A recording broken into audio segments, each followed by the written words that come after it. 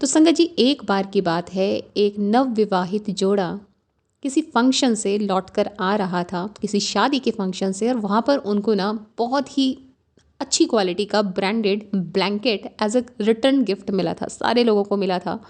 बड़ी खुशी खुशी ये लोग अपनी कार से वापस आ रहे थे। इतने ही जो पति था, जो ड्राइव कर रहे थे, उसकी नज़र जाती है एक फ्लाईओवर के नीचे, जहाँ एक बूढ़े बाबा सर्दी से कप कपा रहे थे, सिकुड़े हुए बैठे हुए थे।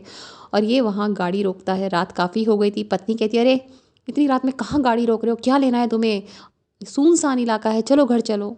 पति कहता है, नहीं देखो, वो बाबा जो हैं बूढ़े यहाँ पर बैठे हुए हैं और इनको ठंड लग रही है, कंबल मैं उनको दे देता हूँ। पत्नी चिल्लाती है, क्या बातें कर रहे हो, इतनी हाई क्वालिटी का ये कंबल है, हमारे काम आएगा, ये लोग बेच देते हैं, नशा करते हैं, तुम नहीं समझते। पति कहता है, मैं नहीं जानता इस बात को, पर मुझे इनकी मदद करनी है। और वो दोनों कार से उतरते हैं, वो ब्लैंकेट उन बाबा को उड़ा देते हैं, दे देते हैं। उसके बाद ये अपने घर आ जाते हैं।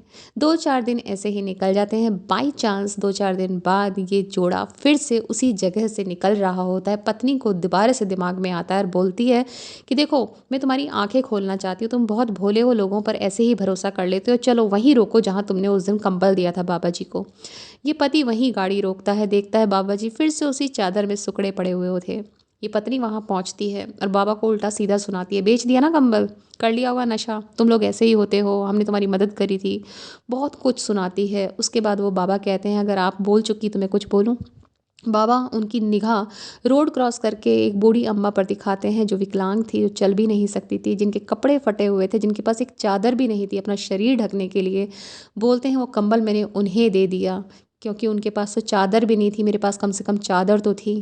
पत्नी की आंखों में आंसू आ जाते हैं, क्षमा मांगती है बाबा से और अपने पति से कहती है कि कल वैसा ही सेम ब्लैंकेट लेकर इन बाबा को भी देना, और अम्मा के लिए घर से बहुत सारी साड़ियाँ हैं मेरे पास, दे देना। तो संगत जी, यहाँ पर तात्पर्य सिर्फ सेवा से है कि अगर भगवान ने आपको देने वालों की श्रेणी में रखा है, आपको इस काबिल बनाया है कि आप दूसरों के काम आएँ, तो हमेशा सबकी मदद करें, बिना ये सोचे कि वो उस मदद का क्या करेगा। आप अपनी तरफ से जो आपके कर्म हैं वो अच्छे रखिए। बाकी दूसरों को कि वो उसका क्या करेगा, नशा करेगा, बेच देगा, ये सब दिमाग में मत लाइए, पर आप नेकी करिए। और जहाँ सेवा होती है, किसी के लिए सच्चा भाव होता है, वहाँ ईश्वर की कृपा भी होती है। जय गुरु जी, शुक्राना गुरु जी।